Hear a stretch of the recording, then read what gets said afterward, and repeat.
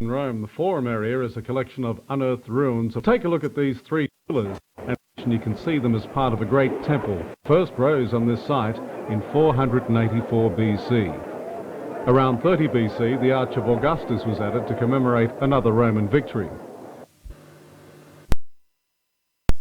Well, you see what a little imagination can do. You can go back into time, just like having a time capsule. And that's what you should do as we go through Italy. Let's try again. Let's go to the Colosseum as it is now. Today, the Colosseum is a gathering place for tourists and also for the many stray cats who live among the ruins here. But back in the 1st century AD, it was built for a different purpose. 50,000 spectators gathered here to watch gladiators fight to the death. Well, I don't think we want to hang around there too long. But bring your imagination with you, because we're about to go on a wonderful journey. I'll show you the art, the history, and the scenery of beautiful Italia, the treasures of Italy.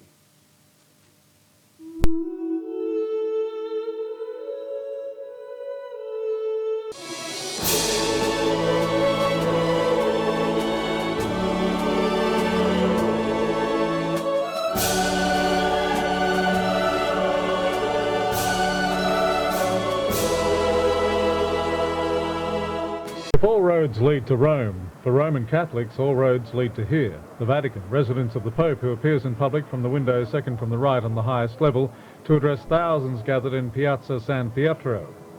At the top of the square is one of the largest churches in the world, with its vast ornate interior, St. Peter's Basilica.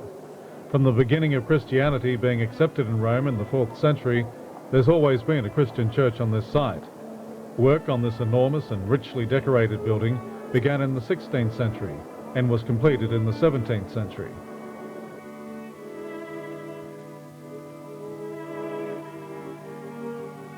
The tomb of St. Peter lies beneath this bronze canopied altar, which is often likened to an imperial bed. It was designed by Bernini, with the Pope ordering the bronze from the portico of the Pantheon to be stripped to create it.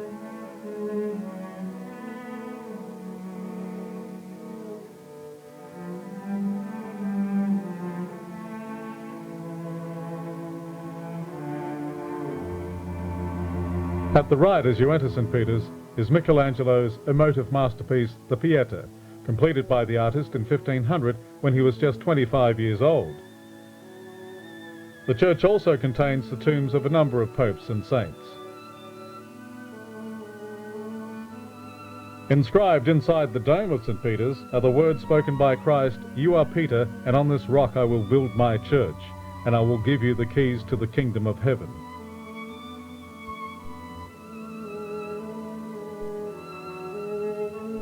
On the walls of the dome's viewing gallery are impressive mosaics. And on the inside of the dome itself, these paintings.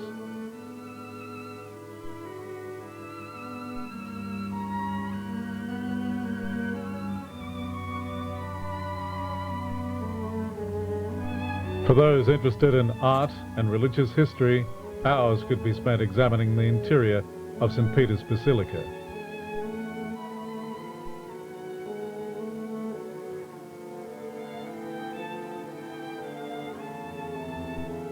And for those with the energy to ascend to the top, there are 330 steps to climb along a narrow spiral which forces you to lean in towards the center of the dome as you climb.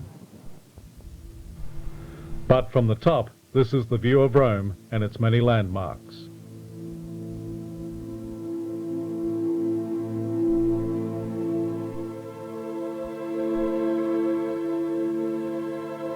You can pick out the French twin-towered Trinity Church in a direct line with St. Peter's.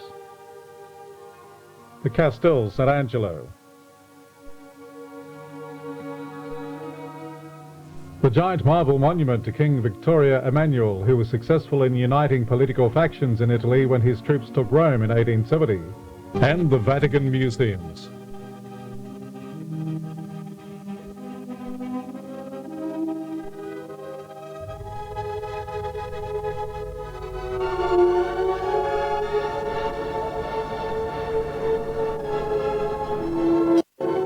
The Vatican Museum is a vast storehouse of artistic and historical treasures which include sculptures, paintings and tapestries.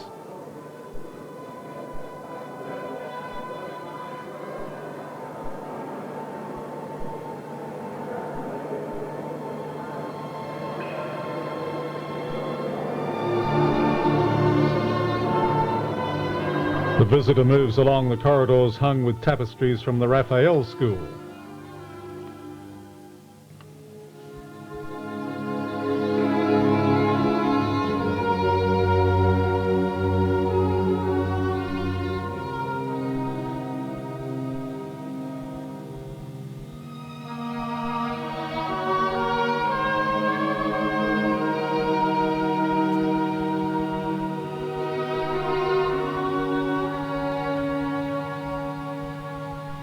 Famous Christian battles are depicted, such as the 1571 victory over the Turks in all-propelled galleys at Lepanto in Greece.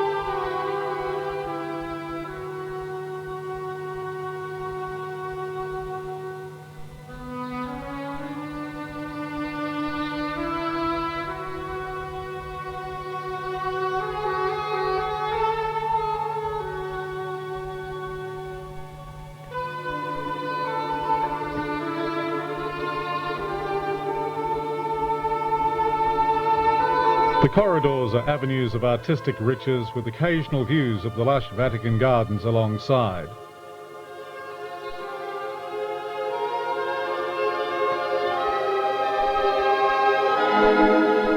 The Roman Emperor Constantine's dream that he would be defeated in a 4th century battle unless he had the Christian God on his side is a recurring theme in many of the paintings depicting Imperial Rome's acceptance of Christianity.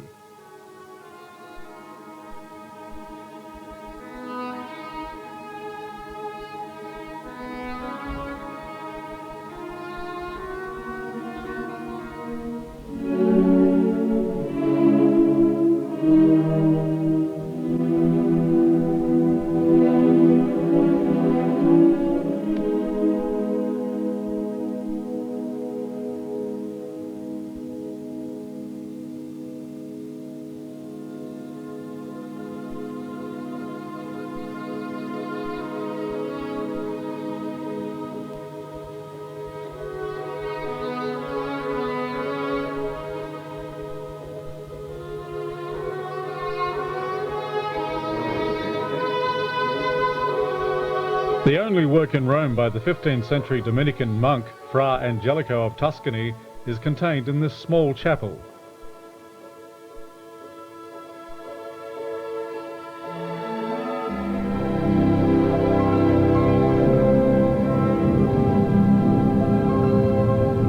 In another room close by, there's a painting depicting St. Peter imprisoned in Jerusalem, where according to legend his chains were released by angels.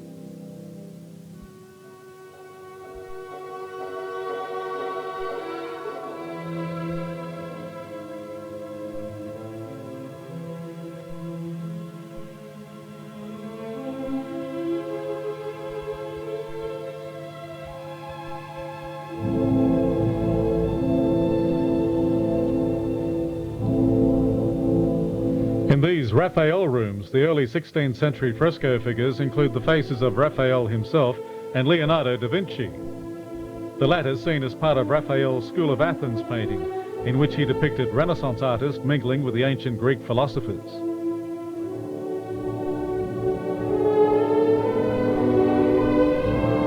The visitor moves on through the Hall of Constantine.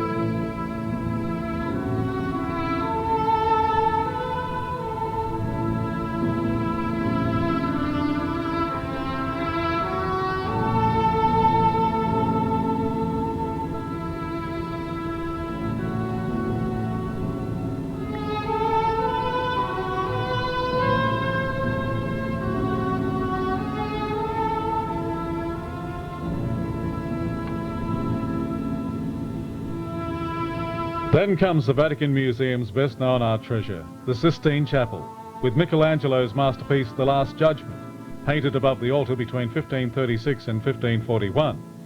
Michelangelo had painted the ceiling of the chapel 25 years before, a task which took 4 years to complete. Another familiar landmark in Rome is the Castel Sant'Angelo, named after a vision of the Archangel Michael, who is said to have appeared to Pope Gregory the Great in 590, indicating the plague in Rome was about to cease. The castle was originally built in 139 AD by the Roman Emperor Hadrian as a tomb for himself and his family, and urns containing their ashes were stored in a burial chamber at the building's centre. The bridge dates from 133, and Bernini statues of angels were added in 1668, and the bronze statue of the Archangel was placed on the parapet of the castle in 1700. The castle was later transformed into a fortress to protect the bridge. In the 6th century it was transformed into a prison, a function it retained until 1901. The Colosseum was built as a large amphitheatre in 79 AD. It was named Amphitheatrum Flavium, after 2 emperors from the Flavian dynasty responsible for its construction. The name Colosseum was given to it only in the Middle Ages, after a colossal statue of Nero which stood alongside the building. Beneath what was a wooden floor of the stadium was a network of tunnels with caged animals which were released through trapdoors to provide the macabre entertainment of gladiators or political prisoners coming face to face with wild beasts. Such gruesome scenes in combat between gladiators were witnessed by spectators of different social standing, seated at different levels above the arena. The tiers nearest the arena were reserved for the senators. The Colosseum once had a velarium, a tent-like covering that was used to shield spectators from the sun. Earthquakes caused some crumbling of the building in the Middle Ages, and the fallen materials were used to build churches and palaces until 1744, when Pope Benedict issued an edict banning any further demolition of the monument. Alongside the Colosseum stands the Arch of Constantine, built in 315 to celebrate the battle won by the emperor's so-called divine inspiration in 312. The victory led to the edict that Romans could practice the Christian faith. A source of great interest to students of ancient Roman history are the ruins of its heart, the Forum. However, much of the remains of the pagan temples and palaces were used to build Christian churches, including the church dedicated to Santa Francesca Romana, built in the 9th century near the Temple of Venus in Rome.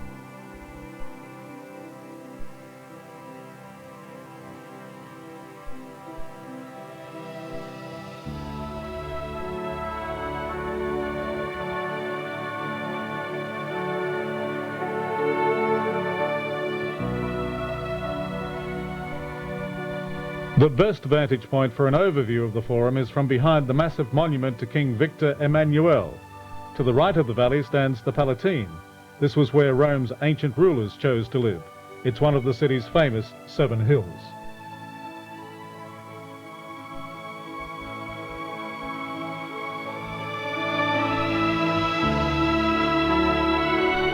Close by is the Capitoline Hill and the Cordonata, Michelangelo's elegant access ramp leading to the Palazzo Senatorio, also designed in the 16th century by Michelangelo, on the site of the meeting place of the Roman senators.